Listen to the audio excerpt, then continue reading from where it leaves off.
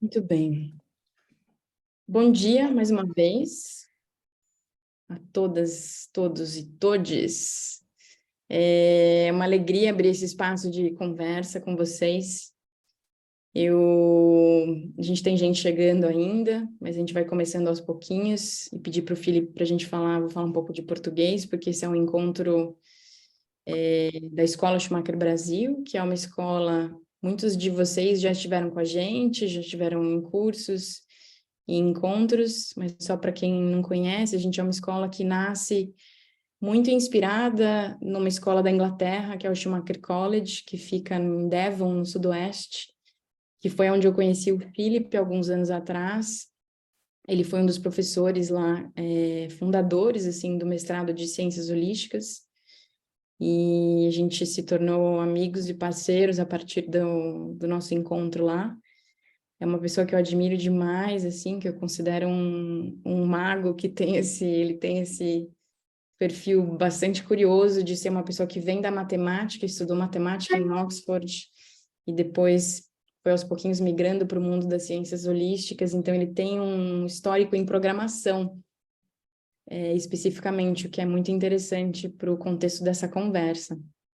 Ele foi professor durante muitos anos lá, ele criou um journal, não sei, uma revista de ciências holísticas que chama Holistic Science Journal, que é uma publicação muito bacana, com muitos artigos interessantíssimos sobre assuntos relacionados, e aí dentro das ciências holísticas, a ciência goetheana é um caminho muito importante, muito fundamental, que informa muito dessa visão, diria de uma forma talvez bem simplista, alternativa para a ciência.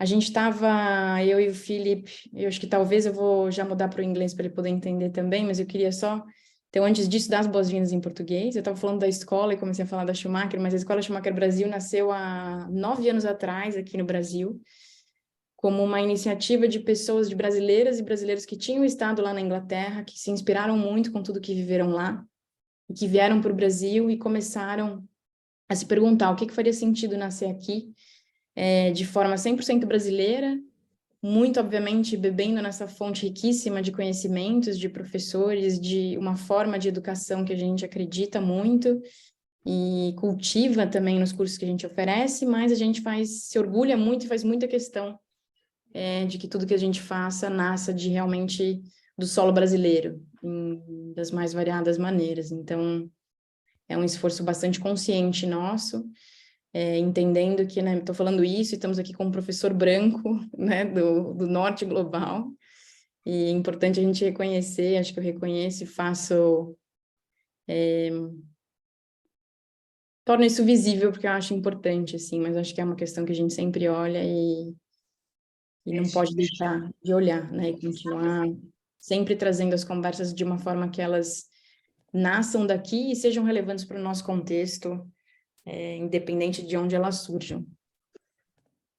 Muito bem, eu vou mudar para o inglês. E eu queria só antes disso dizer que assim, a conversa vai ser em inglês, mas a gente vai ter, então, o Felipe vai ter uma fala inicial de um tempo que pode variar. Depois que ele terminar, a gente vai abrir para perguntas para a gente conseguir ter uma conversa. A gente tem 1h30 juntos, agora um pouquinho menos, a gente vai até 1h30 do horário do Brasil. Depois que o Felipe acabar, vocês têm duas opções. A gente vai abrir para perguntas, então vocês podem usar o recurso da mãozinha do Zoom, que está ali no botão, no rodapé tem um botão que chama reações, que vocês podem clicar e levantar essa mão, e aí a gente consegue criar uma certa ordem das pessoas que querem falar. Se não, vocês podem mandar pergunta pelo chat também. Se alguém não se sentir à vontade de fazer a pergunta em inglês, eu vou tentar ajudar e a gente vai se entendendo aqui para não deixar de trazer nenhum ponto que queira trazer por conta disso, tá bom? Então, bora lá. Philip, now switching to English, just to say again, it's always great to open a space with you. I was telling them a little bit about how I met you and a little bit about your background, but I didn't tell them about the idea or how we came to be here today. Yes, and we have Jana from Brussels. Hey, Janinha. Hello. Hello, everyone. Hi. Hey, Philip. Hi. So recently, so Philip and I have been collaborating for some years now. And of course, we've been also talking about AI, and he has been in conversation with some universities in England, in Liverpool and Manchester, about the current situation on AI and what they are not even foreseeing, but what is actually happening in the context of the university. And we know, all of us, we know very little, but we know that the transformations will be huge with all of these conversations and what's been going on AI. And so Philip and I, as people interested in Goethean science as well, and offering spaces of education that cultivate another way of understanding education, of looking at education and promoting education, we were having quite interesting conversations about looking at AI through the lens of Goethean science. Where do we land, and what kinds of questions do we then ask, and what does it show us about this whole transformation and this whole forecasting about what's to come? What does it show about our current education? And I think for me, this is a question that I'm holding very close to the situation. So I know that the interest of a lot of you probably might be around, okay, so what's going to happen? How can I be prepared for what's going to happen? How is it going to impact my work? How is it going to impact education? How is it going? So in all areas of life. But I think it's interesting for me to go back to, well, one of the interesting aspects of it, we're going to explore others, is to go back to the current situation. So instead of going to answers, and like we said also on the invitation, we are not expecting to give any answers about where this is going to take us and any future predictions about what's going to happen. But we want to open a conversation that we feel needs to happen because of everything, especially because of everything that's going on. So I hold a question that is around what does this whole transformation show us about how we do things, and what can we learn about what we value and what we don't value about what we're doing.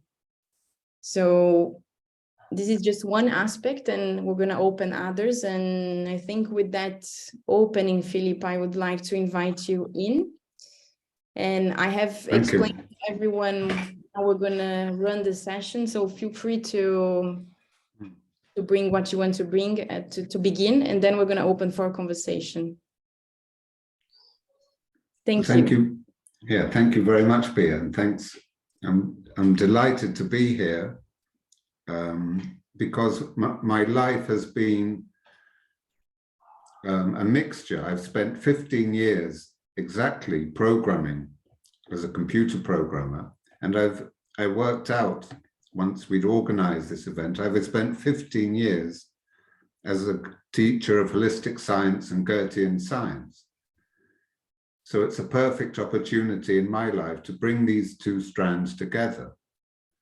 And AI provides a great way of bringing what would normally be very divided communities of the Goethean community and holistic science and a more mainstream institutional community that is looking to understand and work with AI. And there is no doubt that AI is about to make an enormous dent in how we normally institutionally do things.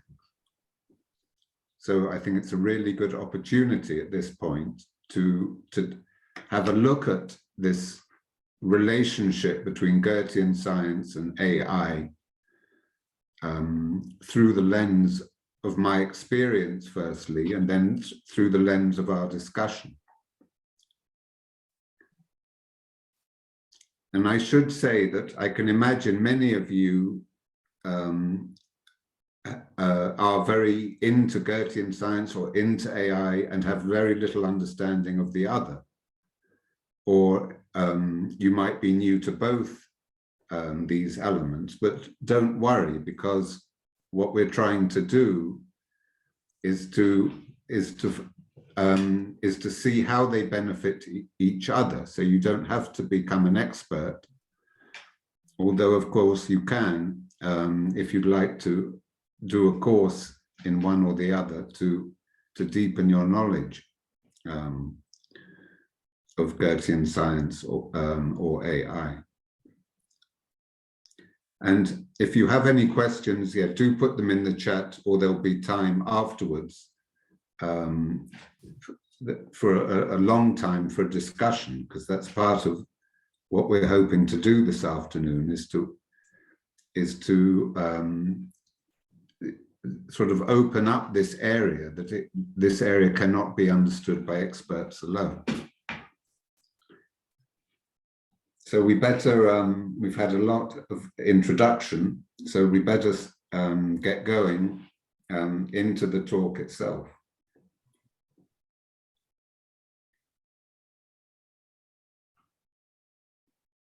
So as I said, it was 15 years ago when Brian Goodwin at Schumacher College invited me to teach first with him and then taking over from him on the holistic science program. And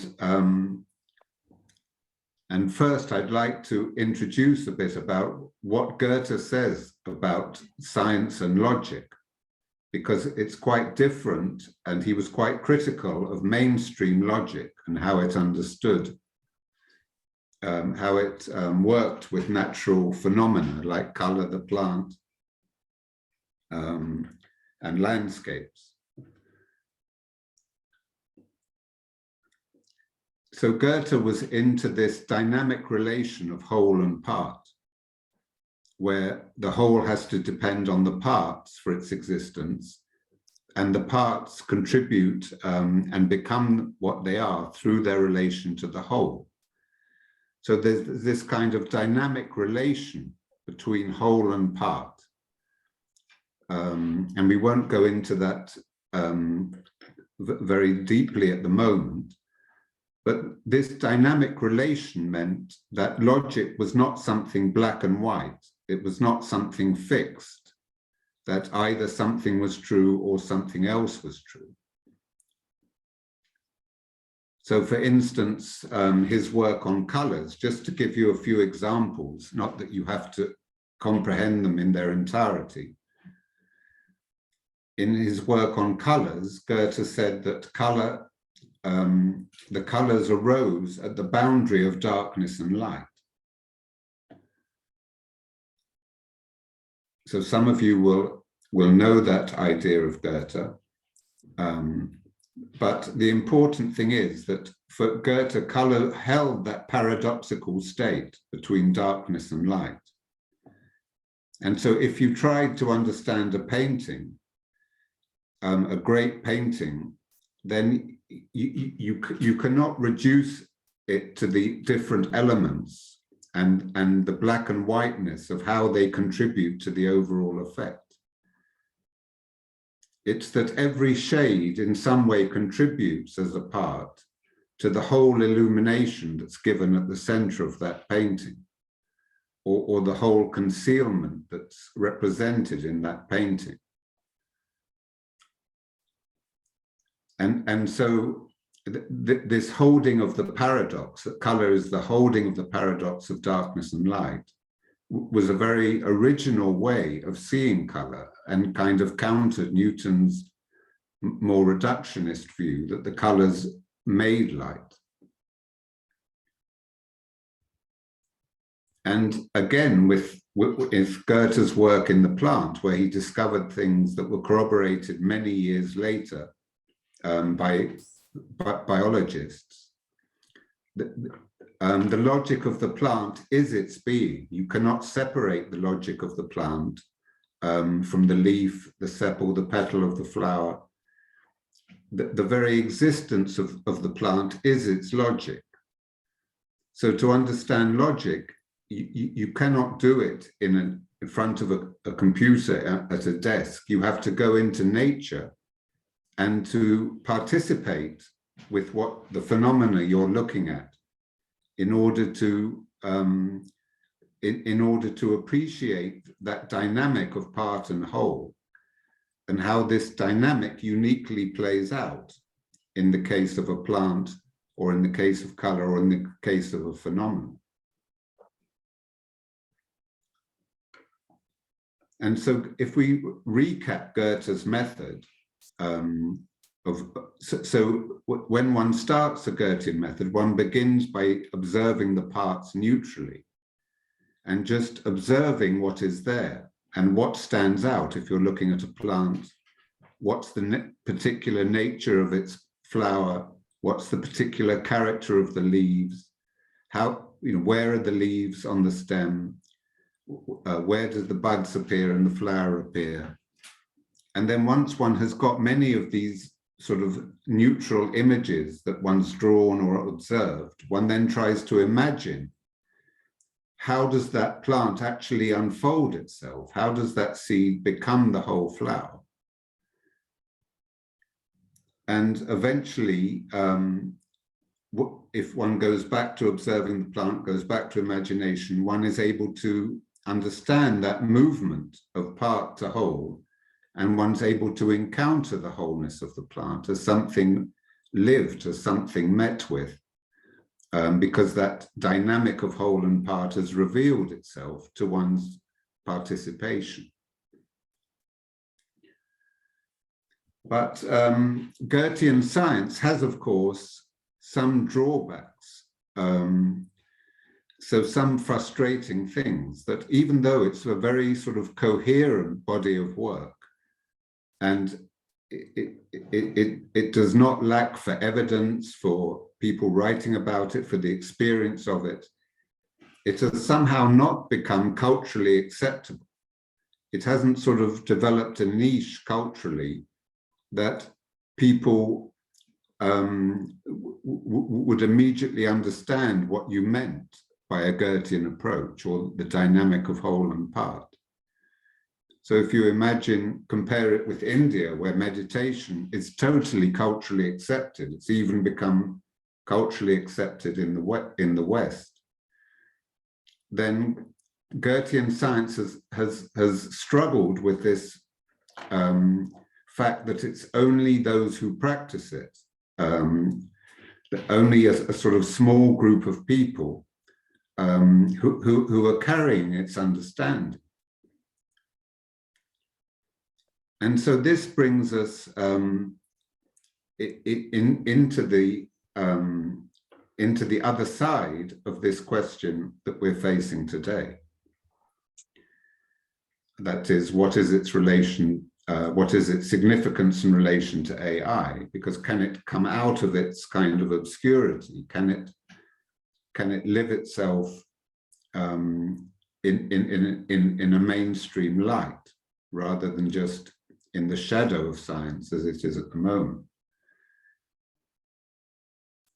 And it's important to see that one of the hallmarks of Goethe's approach is that one does not start with the known, but one starts with the unknown, what one does not know. So in Goethe's experiments about color, where Newton would start with light because he wanted to prove something, to prove a theory that he was suggesting, Goethe started with darkness. And he showed it was equally valid to start with darkness as it was to start with light. It's equally valid to start with the unknown and try to understand, how does that wholeness emerge out of the unknown, that relation of whole and part? How does itself constitute itself? That's an equally valid way than simply trying to consider the known and to come with a theory already established by which one's trying to understand something. And it's this idea that makes, that is in a way standing in the way of us, of us comprehending and integrating AI, because we're trying to do so by starting from the standpoint of what we know. And so our idea today is, well, let's not start with what we know, let's start with what we don't know. And so maybe this is as good a place to start talking about AI, because in my experience, when we talk to the university, then that somebody wants to hold that argument, wants to hold the idea as if our knowing should somehow qualify us to put the AI in some corner, to compartmentalize it, to name it, to label it. So that's why we're meeting today, to try to come to it from a different point of view. That is the point of view of the unknown, the darkness, something that's not yet fixed, that's still fluid. So let me now go, so we've gone from Goethe to the unknown. Let's now go to begin to look at what is computer programming, what is the computer even. So, so just like I've worked 15 years teaching Goethean science and holistic science, I also spent exactly 15 years programming, that is, sitting 5 days a week behind a desk and coding a computer in order to, well, first design and then build huge projects that were automating organizations. So, a computer is simply an electrical device. There's no point getting annoyed with it when it doesn't work. I always have learned that you have to speak nicely to it, because there's nothing to it that can comprehend anything. It's simply an electrical circuit that's designed in order to carry out various logical instructions. And this design has the advantage that it's totally neutral in how it executes those instructions. It's incredibly fast because it can do many millions of instructions a second. And it's also doesn't run out. It doesn't use up its electricity in making one calculation. It doesn't run out of energy. You can just keep it running so endlessly until that problem you have is solved. And so to give you an introduction into what is computer programming. So suppose you go into a room and you want to regulate the temperature. And you realize that what you want is a device so that when it's too hot, you want to turn the temperature off. And when it's too cold, you want to turn the heating on. And so you can write a small program that if the temperature is above a certain limit and you can read the temperature, you can have some device, a digital thermometer that reads the temperature of the room. When that temperature is above, say, 22 degrees, you turn the heating off. And when the temperature is below, say, 20 degrees, then you can have another small device that switches the heating on. And this in basic is the the whole nature of a thermostat. It's the whole basis of how a computer program works. And it should be, it's worth noticing already at this point with this very simple example, that if you make such a program, then it's not that the computer knows anything about temperature. It's that you've programmed it that in different situations, you're going to give it some task to do, some action. But the computer itself does not know any more about temperature by that device. You've simply broken down that problem into two situations, one where the temperature is hot and you're turning the heating off, the other where the temperature is cold and you're turning the heating on. So this is the basic foundation of programming. And as you develop, the situation gets much more complex. So you might go to, it might not be a room you're trying to automate, it might be a gas network.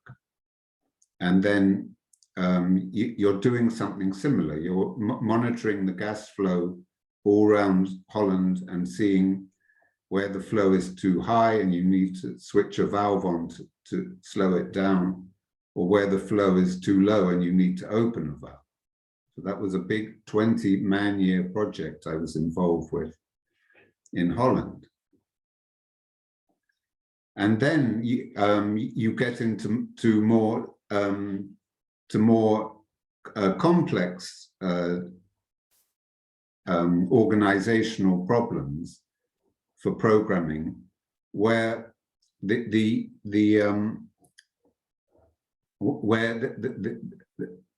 question of what you're looking at is not obvious at the beginning. So an organization asks you to automate their company. Then you'd start by going there, you'd interview everybody, and then you'd have to find what is that whole quality that the company is busy with. And you know, what makes that company tick? What does everybody relate to in that company? That's actually the kind of life source, the life energy of that company. And that takes quite a lot of finding out. You have to talk to everybody, and often it's the people who you least expect, not the high place manager, but somebody with an apparently quite a sort of overall view of everything that's happening, who gives you that real secret of how it all holds together. And so when you find that whole quality, then you have to let your imagination work in order to break that quality down. How does that quality get engaged at different moments and by different people and by different events? So you have to break down the whole circumstance of what happens in that company in relation to the whole, so that you can actually split up everything that happens into sub-reactions that take place within the parts or the people working at different times according to different circumstances. And then you can begin to actually program it. You can begin to put all these instances into the computer so that the computer can respond, just like with the temperature example, that whatever happens within the company, the heating will go on or off, the right person or the right set of people will all respond in the right way. And it was in fact, in preparing this talk, that I realized that actually the life of a computer program, the work of a computer programmer, is a kind of reflection of the Goethean method. So in the life of a computer programmer, you start by finding the whole. You start by seeking that whole in the organization that keeps the organization going. And if you can't find that whole, you will never be able to program it. But once you've found that whole, you then go into your imagination to understand the parts, the instances that make up that whole in a daily activity. And then you work back into that neutral layer, that bottom layer, where you're just making these elemental states that the computer can process in order to symbolize and represent how the whole works. And the funny thing is that when you're programming, nobody kind of reflects that this is the real work of the program. There's this aura that programming is about science and technology, and it's really cool, and you know, you're working at the forefront of technology. But nobody kind of stops to reflect that actually it's just as much the relation of whole and part that is the key skill of the programmer, as is the Goethean method. It just happens the other way around. And so a lot of programmers get very frustrated because you feel that the essence of what programming about isn't being reflected upon. There's just this mad rush to automate things, and lots of things get automated very badly because this basic principle of whole and part relation isn't understood. So already in preparing this talk, I had this kind of slight surprise that what I'd been doing programming and what I'd been doing teaching Goethean science wasn't, after all, two edges of the hemisphere, totally separated by all of science, technology, culture, order. But they were actually two elements that needed each other, two aspects that needed each other to complete themselves. Because Goethean science, as we said, needs that cultural acceptance, and the programming needs some reflection on what it is that it's actually doing. So this was already a first kind of discovery in approaching this question of AI.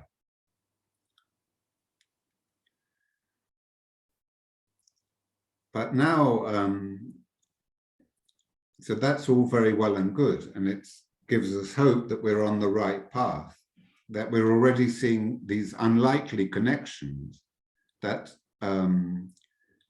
that where Goethean science, Goethean method goes from a neutral observation to the imagination to encounter with the whole, the programmer goes, you encounter the whole of an organization, you go into the imagination to find the parts, and then you get the neutrality of elements that are so neutral that the computer themselves can operate and function on.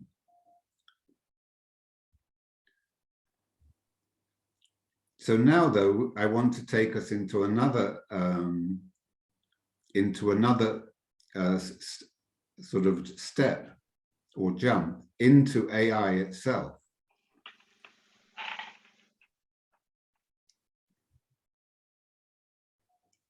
So what is AI?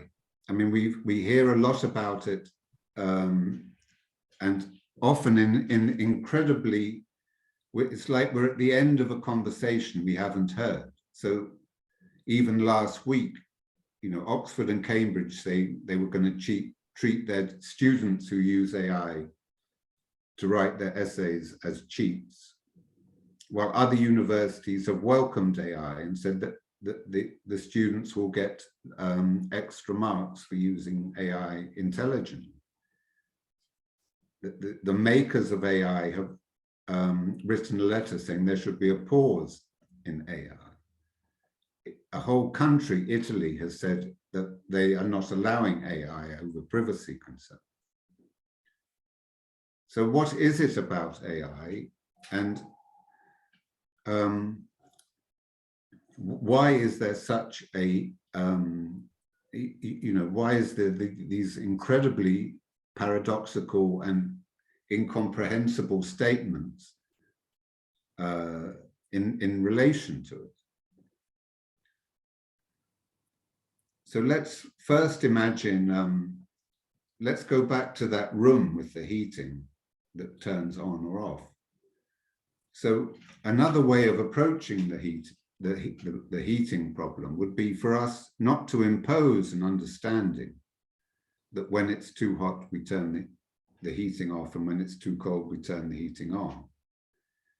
But to observe how people respond in different climates, some hot, some cold, in different cultures. How do they respond to the temperature in their room? And if we observe many people and how they respond, then we might, or even the computer might, begin to discover a pattern. So when it gets hot, it's not only that people turn off the heating, they might open the window, they might take off their sweater, they might go outside. When they get cold, they might shut the window, they might draw the curtains. There might be myriad ways, myriad patterns of how people generally behave when it's hot or cold. So if instead of us imposing the laws of how the thermostat works, we can instead, by observing people, how people respond to temperature changes, then we can get a much better behavior and actioning on temperature change than just simply turning the heating up or down. So this is the beginning of a self-learning system, that you start by giving it loads of examples, how to learn the pattern of what do people do when the temperature changes. And then once you've got a good system, you can keep learning, because you can start actioning that when the temperature goes down, say you automatically close the windows, you automatically draw the curtains, you automatically give somebody a sweater to wear. And then you can continue to observe once this system is working. And if you have some feedback on how comfortable people are with the actions that you make, you can continue learning about how do you refine this responsiveness to temperature. So it's a much cleverer way of relating to temperature than simply by having a thermostat that either cuts out when it's too hot or puts the heating on when it's too cold. And this is the kind of basis of AI, that you have some kind of learning system where you are able to learn the characteristics. It's called a neural network. You're able to learn the characteristics that underpin the pattern of a whole array of data. So you have to give such a neural network hundreds of thousands of cases to observe for it to form this pattern. And the key is that in forming this pattern of how that data is arranged, it then has a kind of, it then already knows a kind of inside relationship that is driving that is driving the whole phenomenon.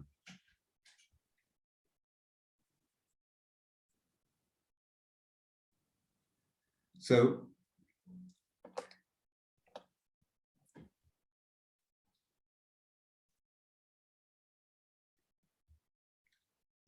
my computer's overheating, funnily enough. So I'll just 1 minute turn the heating down. No thermostat here.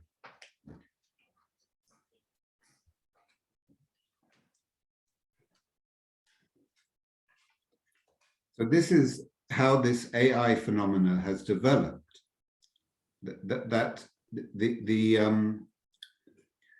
Whether the computer is learning chess or learning Go or whatever, it starts by looking at hundreds and thousands of examples of chess games or Go games, and it starts developing a pattern of how it can understand that data, how it can find the sort of archetypal ordering elements of how that data is constructed, and these it holds in these artificial neurons. So it sort of simulates how the brain works, and so it creates a kind of living network by which it can understand and respond to these games, in this case of chess and Go. And once it's gone through this period of learning, it can then actually start playing this game, even though it knows nothing about the game, but it can extend the pattern that it's understood from that data into actual into actually finding the best move that will accord with the goals it's internalized by studying the data from all the games. So in the example of chess and Go, the computer, there's a great film about AlphaGo, which was this program that was developed, and the program was pitted against the reigning world champion of Go. And the reigning world champion was, he was so sure he was going to win. What could this machine know about it? But the machine completely thrashed him. It completely had another understanding about the game of Go, because it had arrived at this sort of lawmaking understanding of how the game of Go worked in a way that completely defeated this incredible intuition and mind of the world champion Go player. And the Go player just could not believe that this machine had defeated it.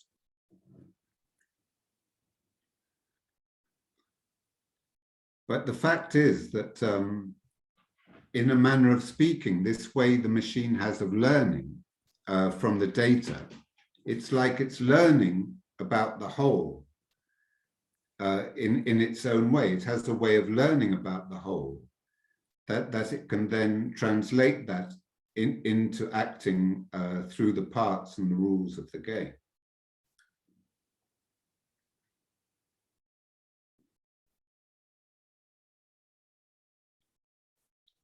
Now, this was this was a very strong phenomena in the last 20 years, or the last 10 years maybe, as these self-learning programs have developed. But something new happened recently, that a lot of almost so much of our cultural information has been put on the internet, partly through social media, partly through websites that people put up. And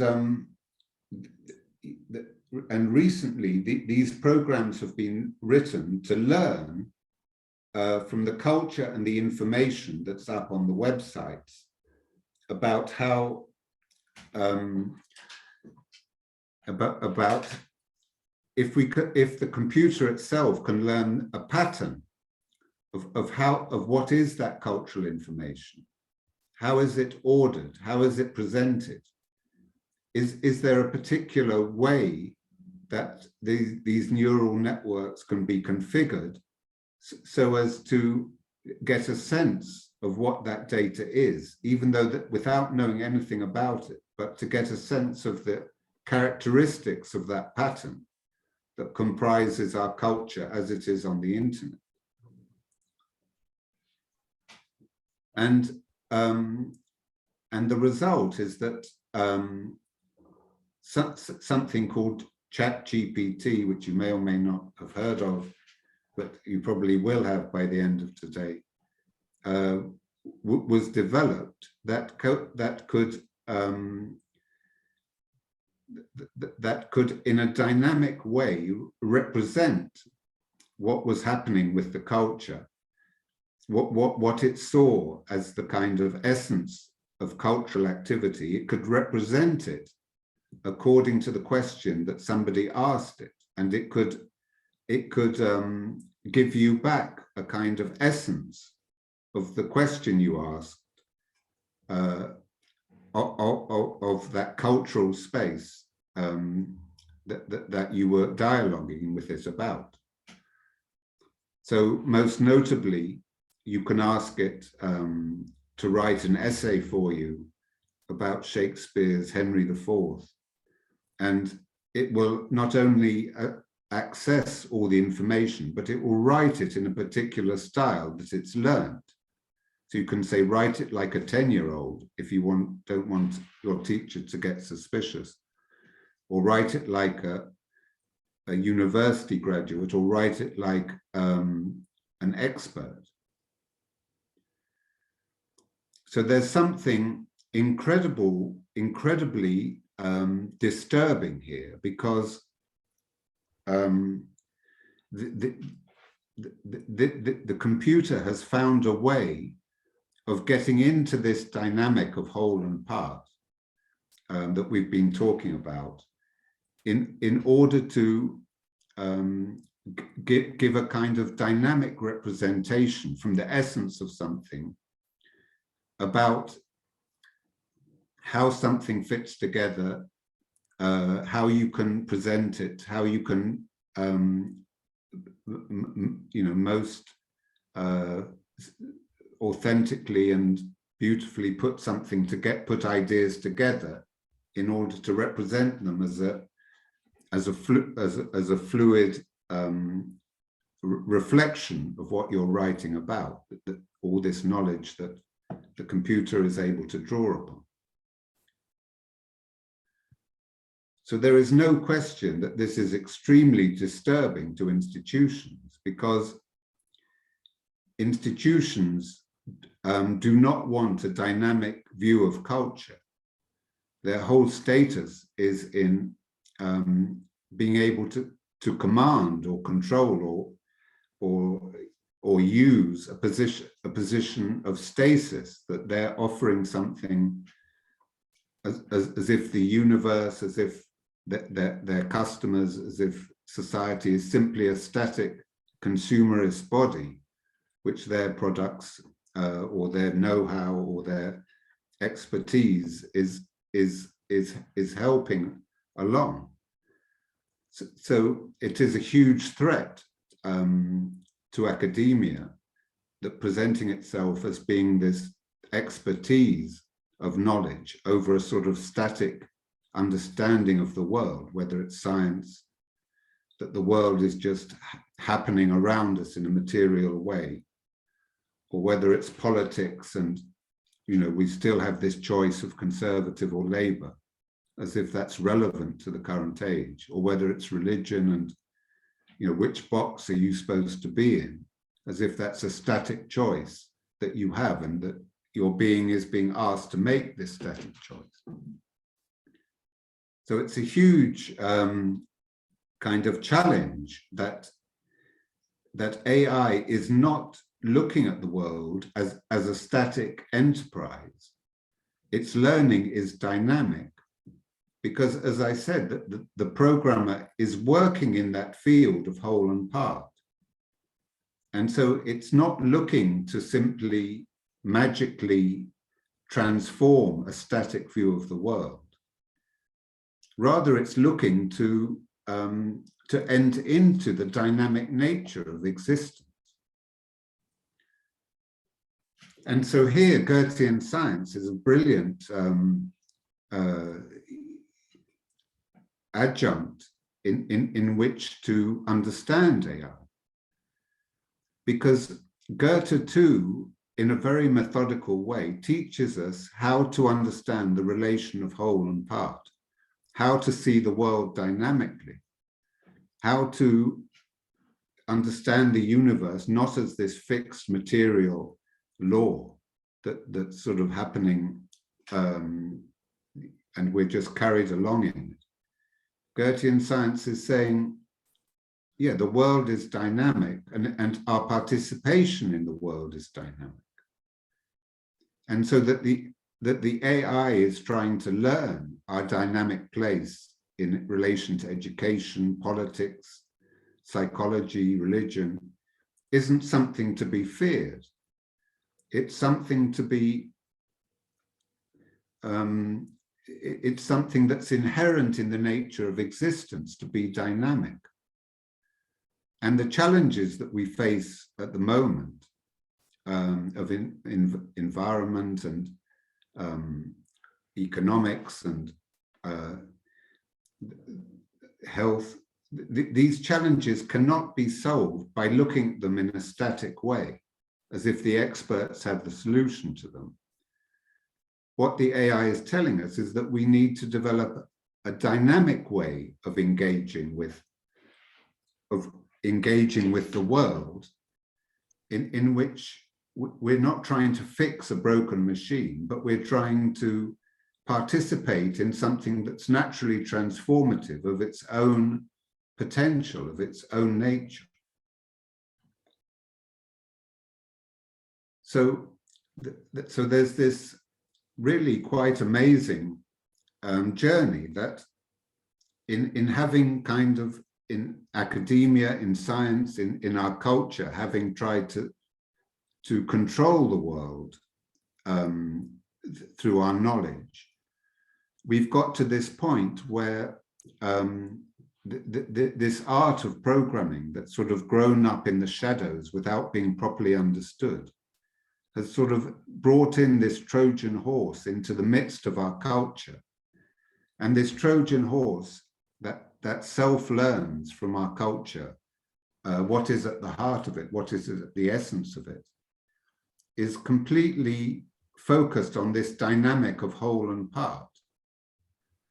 And it completely rejects the static view of control and of understanding being held by a few experts that completely characterizes our culture up to now. So we're suddenly in this place where Goethean science, which has followed this parallel trajectory of trying to reflect and understand on the relation of whole and part, and to develop this relation of whole and part, suddenly it comes into its own, because we need that understanding, we need that reflection. That's what's been lacking from our understanding of computers and programming, even before AI. But now with AI, it's completely imperative that we do not let AI simply reflect on our attempt to establish and implement a static world organization and hierarchy. It's that we understand together that what we're trying to do is something dynamic, and that dynamic begins with us and accepting our own responsibility for it and our own capacity to understand and engage and to develop this relation of whole and part together as a culture. So I'm going to leave it here in this sort of boiling point of things coming together and other things falling apart. And before we go into questions, maybe we could just have 2 or 3 minutes of silence just to contemplate what is it that in that dynamic relation of whole and part, what is it you want to give into our culture, into the world at the moment, and where is AI simply something passive that's sort of looking over our shoulders in a slightly discomforting way, or is it something exciting that we've created and that is challenging us to enter into this relation of whole and part ourselves? And what is it that we want to bring through our participation into this question that's sort of been unwittingly asked by AI to our culture?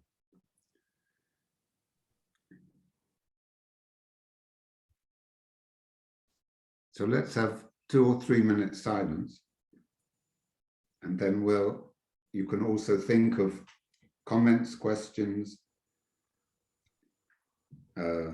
actions.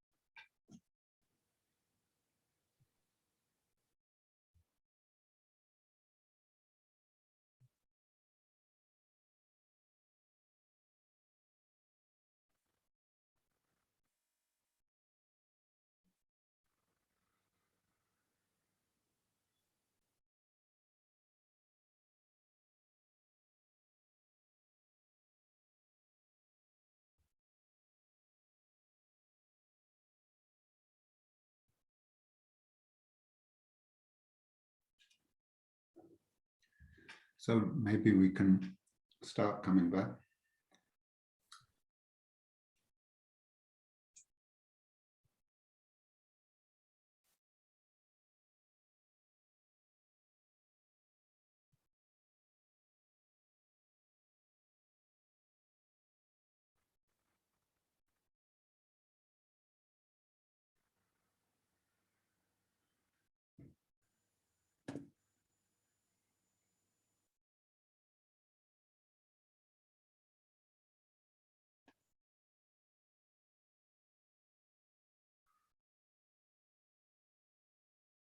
I will start then.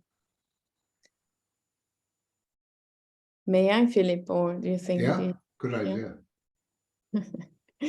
I was thinking, I'm still puzzled actually about how can AI think dynamically if its starting point is the known.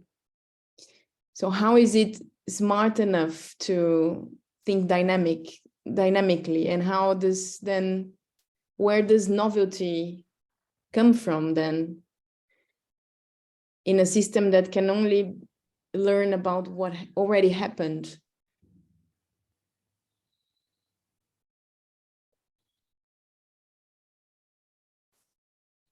Yeah, so I mean, I haven't programmed AI myself, but the AI comes from neural networks, which are networks of relationship. And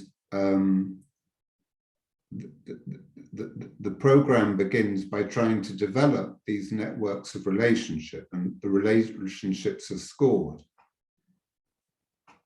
And so it tries to characterize, say, with the example of the hot room, it tries to characterize what is it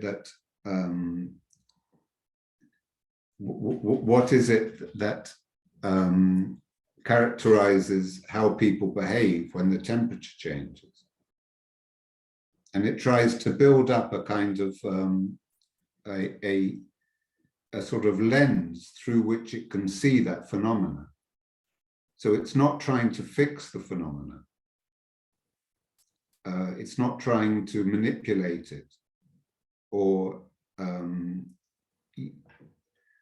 interpret it in one fixed way or another. It's trying to give itself a lens through which it can see it. And once that lens is kind of focused enough, then it can begin to take actions. If it's got that capacity, like it's able to weigh what is the best action that can happen in a particular situation, in order for that lens to be best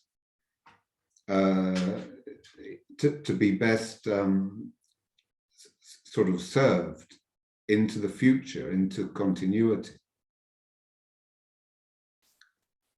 And so once it builds up this lens, it continues to learn.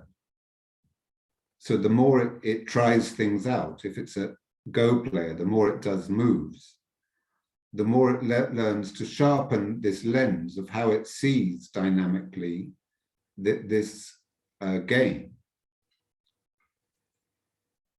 And so it's a very strange thing, because it works by creating this lens, and then once it's created this lens, it sort of continues to sharpen it. It becomes more and more focused, because it's got some way of telling how effective that lens is being, how accurate is it, how well is it mirroring the. So like academia has a lot to be worried about, or say a political party, because once it's formed a lens of what is an academic paper, how is it constituted in this neural network of things it's learned, then it will continue to know what is the best move, what is the best next word, according to that lens. It doesn't know anything about academia or politics or whatever it's writing about, but it's found a way of characterizing what it's dealing with in a way that lets it act in that plane.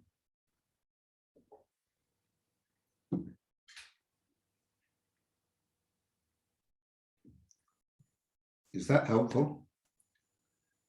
Yes and no. Yeah. But I'm fine with it. There are two messages on the chat, one from Michael and from Marina. Our words and actions are often directly contradict our goals and desires. I'm wondering what AI could learn from this, or if it could provide some coherence. Yeah. yeah, so that's a really good question. I'll read this again, so before I answer.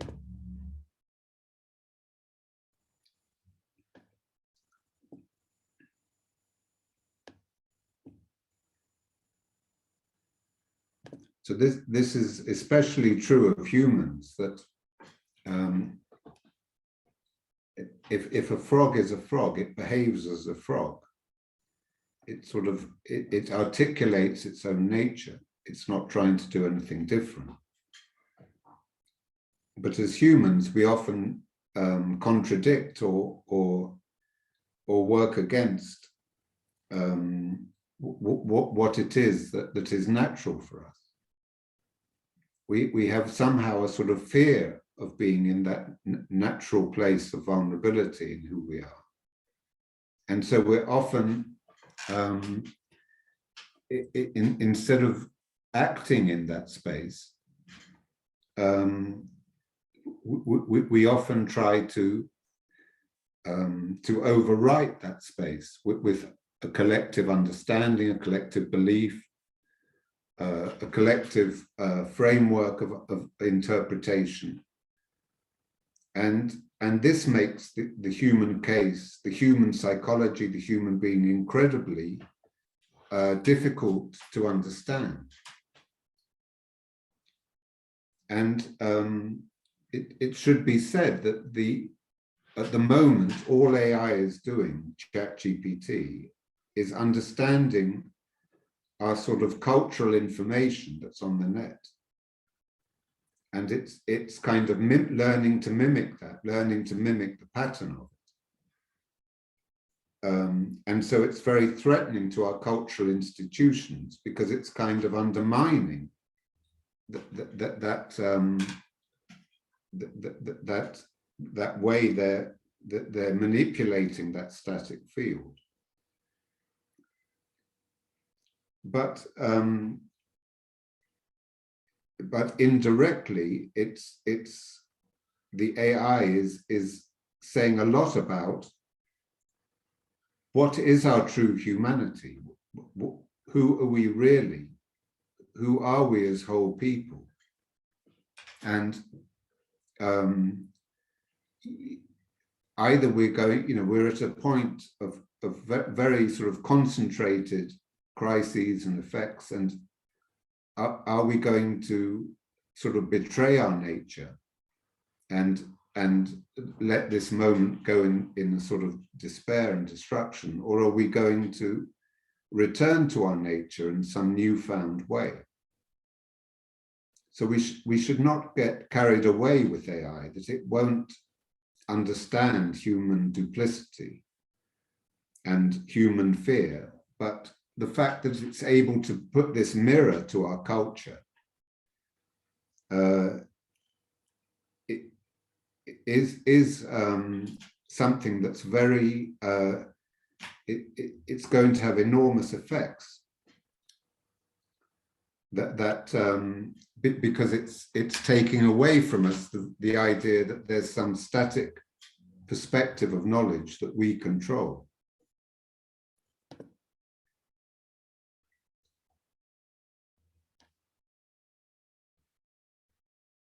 Yeah, so Carey said it really well. So it's maybe the case that AI will mirror our behaviors back to ourselves so clearly that we can find a kind of appropriate disgust that we want to be better than that, more alive than that. Mm. So I see that exactly, that often we live in this sort of nebulous half-life where nobody trusts anybody and we don't trust the newspapers or the politicians. And it's like that AI is like a mirror that's reflecting that world of concealment, of pretending that there's some static order that kind of holds us beyond our own ethics and our own needing to choose. It's kind of that it is undermining.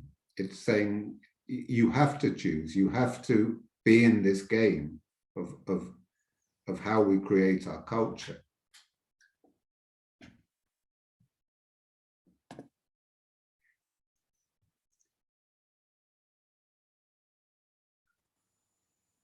So was that okay to Michael, or did you want to add anything? Or Carrie? There's then a question from Marina and then another one from Marcelo. Marcelo asks, so Marina first comments, as humans interact, a bit earlier on the chat, as humans interact with it, it continues learning and creating more appropriate answers and interactions. Yeah. And she asks, Philip, humans have betrayed their nature along history without AI too, haven't they? Haven't us? Yeah, I just wondered, Michael, did you want to come back with anything on your question? No, that was just kind of more of a thought, just throwing it Yeah. out there. And I really liked your response. Thanks. Okay, good.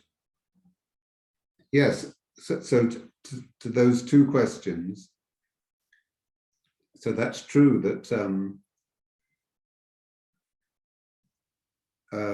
as humans interact with it, it continues learning and creating.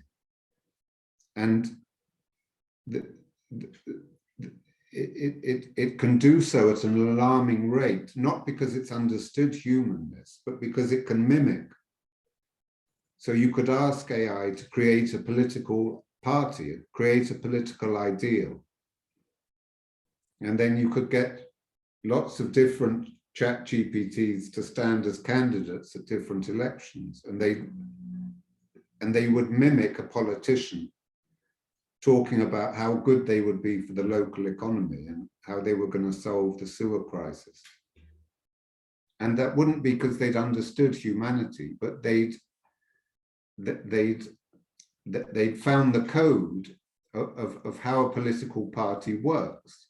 And once that's happened, you realize how ridiculous it is. We've got two parties in the UK, the Conservative and the Labour, with these outdated, static ideals of capitalism or socialism that are completely sort of outdated. And that's how we manage our response to the world at the moment.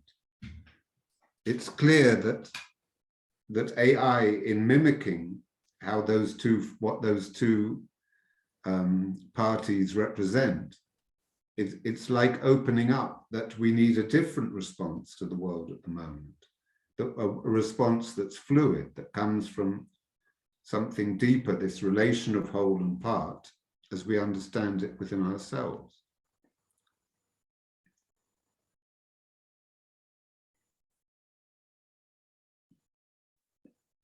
And so, yeah, it's true that humans have long had this capacity of kind of trying to hide themselves within the facts and the knowledge that we've created, as if that fact and the knowledge excuses us from being ethical beings with our nature. So the AI is not new. It's not, certainly hasn't caused it. I would say it's almost a sort of accidental that AI has come along and shone its light on this behavior. And because computers are seen as part of technology in a very sort of naive way, they haven't been sort of filtered out, or they haven't been pushed to the side, because they're involving something true about the dynamic nature of the universe.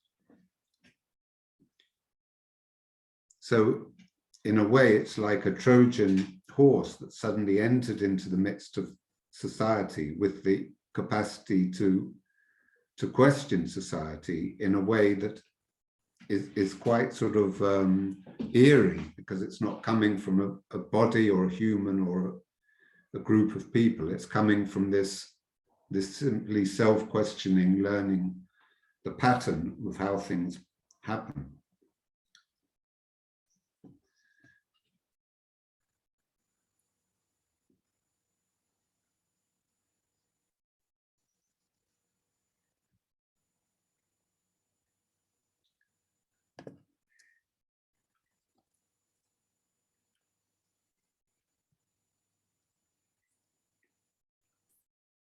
So I'm just reading some of the other questions.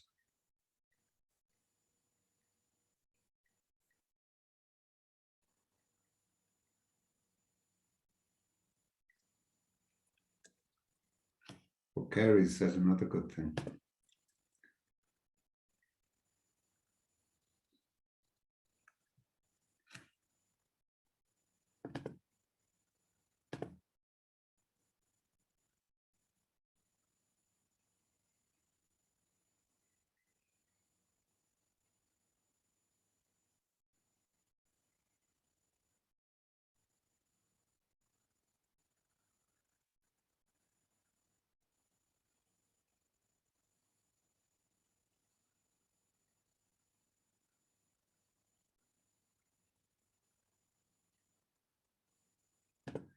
So there's some questions here, which I'll now sort of go through.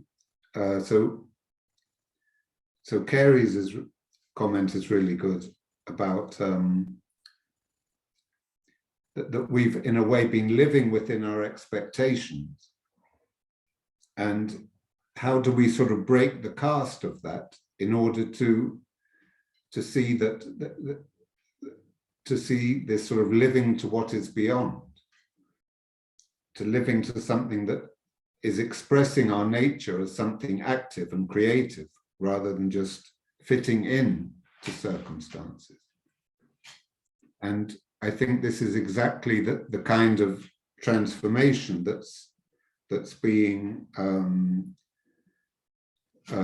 asked for by this kind of this thing that can mimic its way to be accepted and belong to any situation in a very annoying way. It can pass all the exams and get its papers passed, and it can do everything that we would normally aspire to.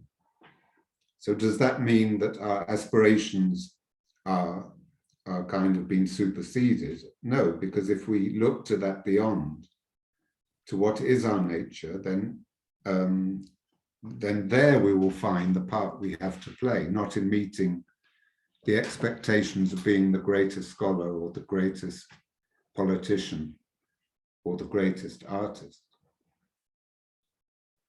And then Ricardo talks about the Easter period and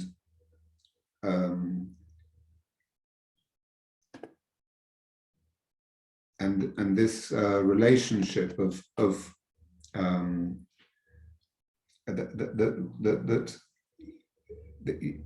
you know, the myths. If the myths of what was the Easter story really about, it was about something quite similar to this, about how can we become our own nature, how can we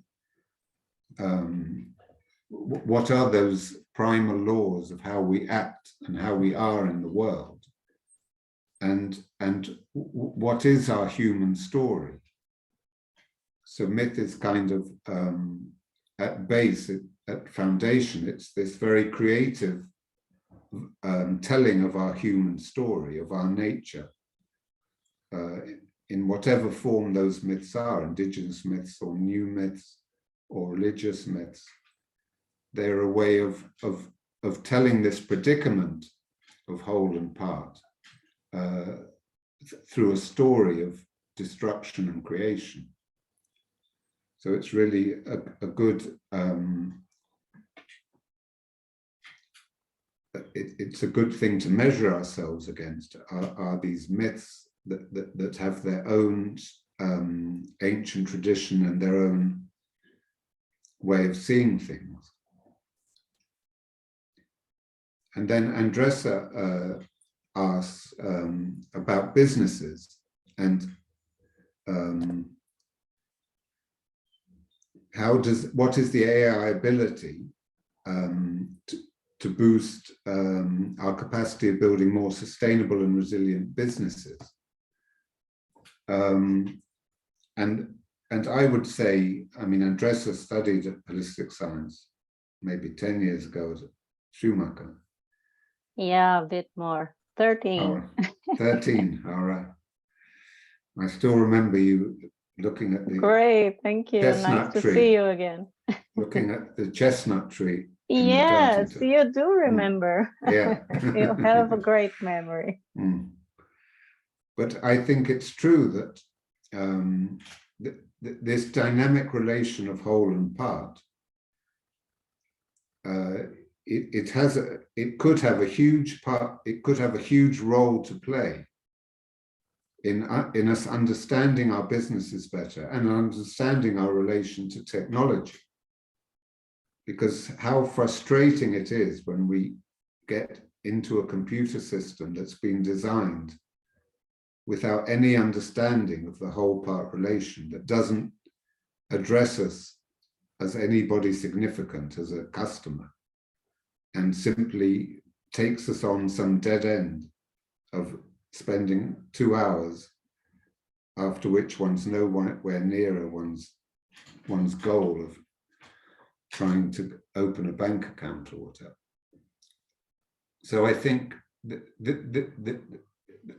our culture is at a point where we've so lost that relation of whole and part that we have to almost begin again to understand its basic rules and to rebuild. What is it that we want from a culture? What is it we want from the environment? What is it we want from the economy? These are all questions that have become hopelessly lost from the actual quality and choices of living that we're in. So I think there is great scope, and that's what I would do as a computer programmer, is try and bring that relation of whole and part to reinvigorate organizations. And often they would reinvigorate because they would rediscover their whole.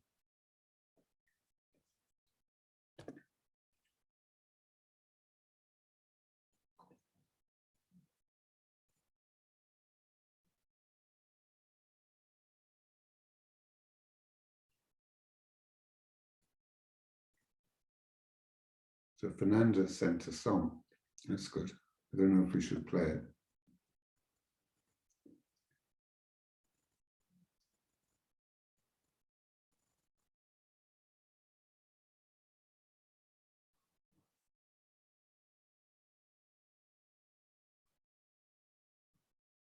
Yeah, and there's one in Portuguese, but that thing that we shouldn't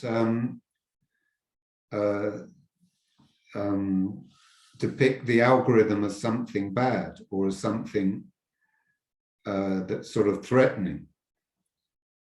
We should rather see that it's we who have to respond to the challenge of the algorithm. The algorithm is neutral.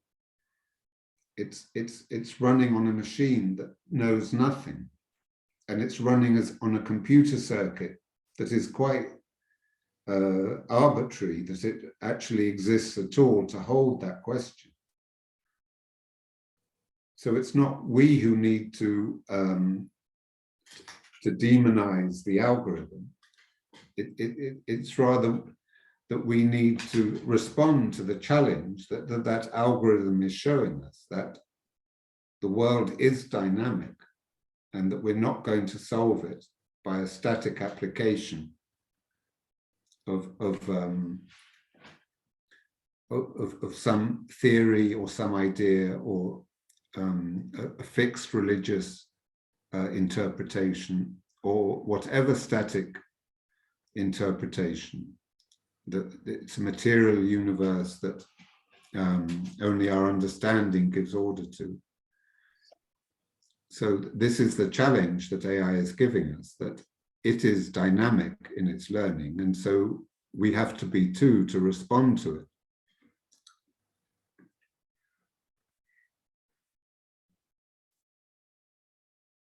I'm looking at the time. So Marina has sent a few comments, and I'll share with you later in English. But I just wanted to check if anyone else would like to ask maybe a final question before we leave.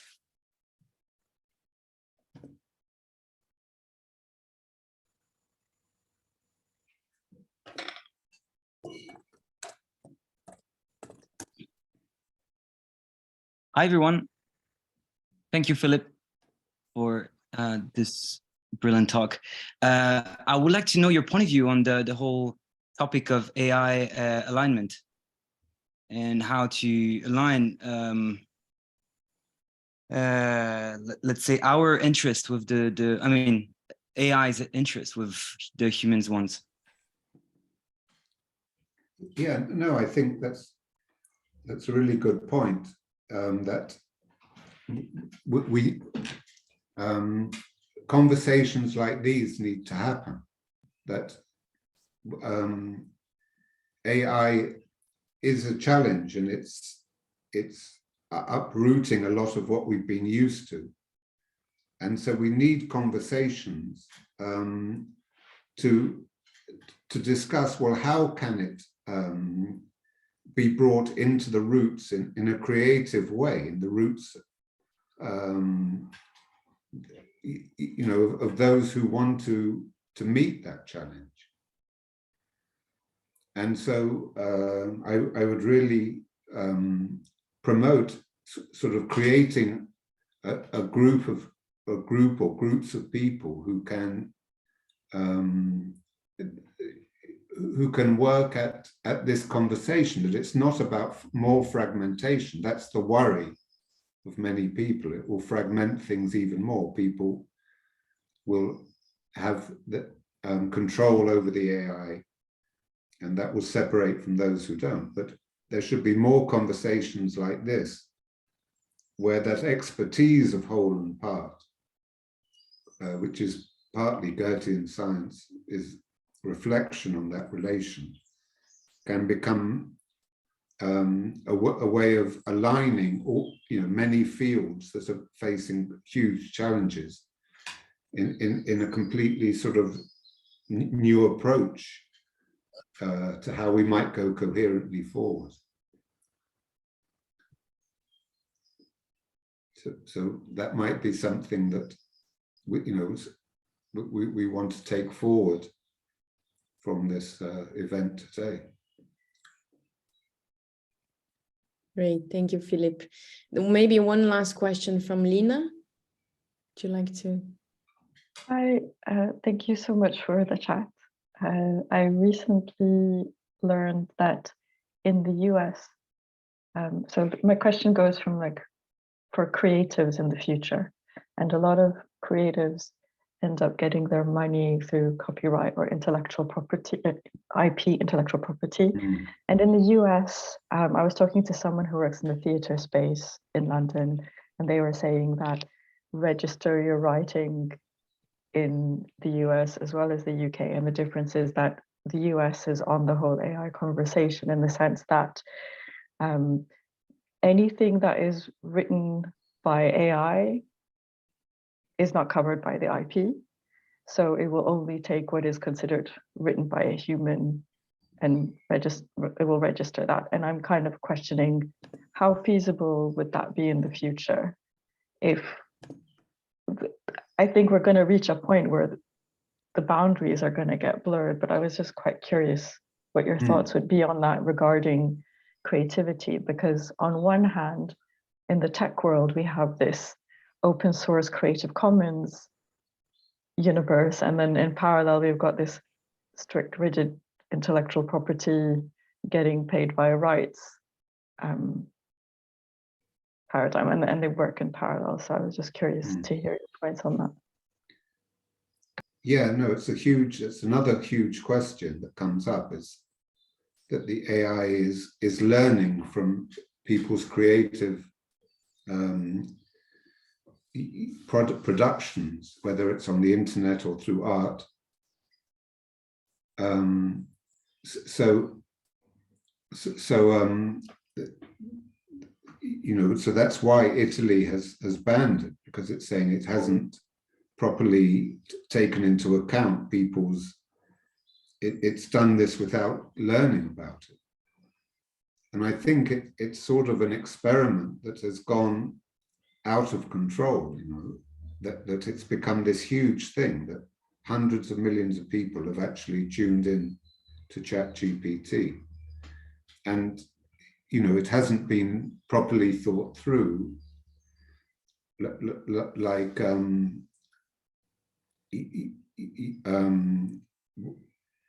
who owns ChatGPT? If your work or your image has been learned from, do you have some say in it? Do you have some right in it? Or is it just the programmers and the companies? So I think it, you know, you have to rethink, what do you mean by intellectual property in this case, because it's not being adhered to in the old sense that one person is taking an image from somebody else and using it.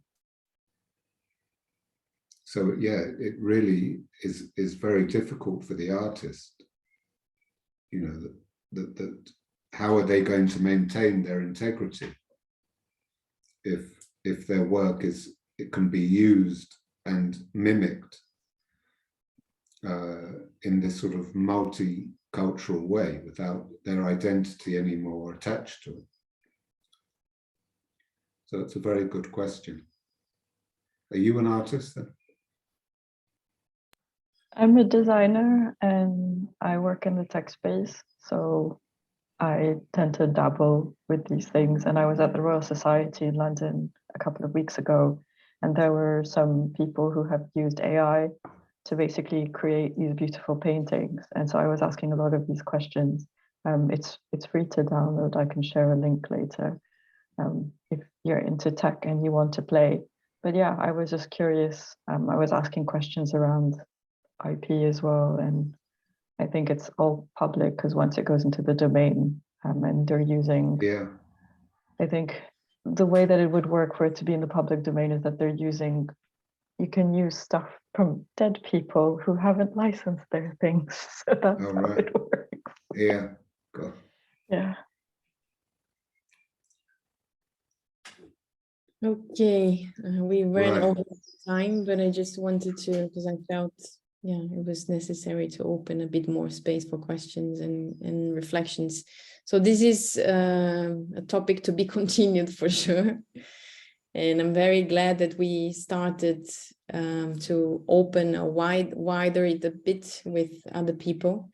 And I think, yes, I feel this is just a starting, not starting point, a continuation, but the opening for something else to come in terms of reflection. So thank you, Philip, very much for your very, how would I say, very friendly way of explaining AI and programming. I think it's quite helpful to, yeah, I actually learned a lot from the way that you explain to us, and it allows us then to now follow this whole conversation from a very different perspective, I feel. Thank you. Thank you very much, everyone, also for joining and for your comments and questions. Yeah. Be continued. Thank you Yeah. so much. Thank you. Yeah, thank you, Philip. Mm. Thank you.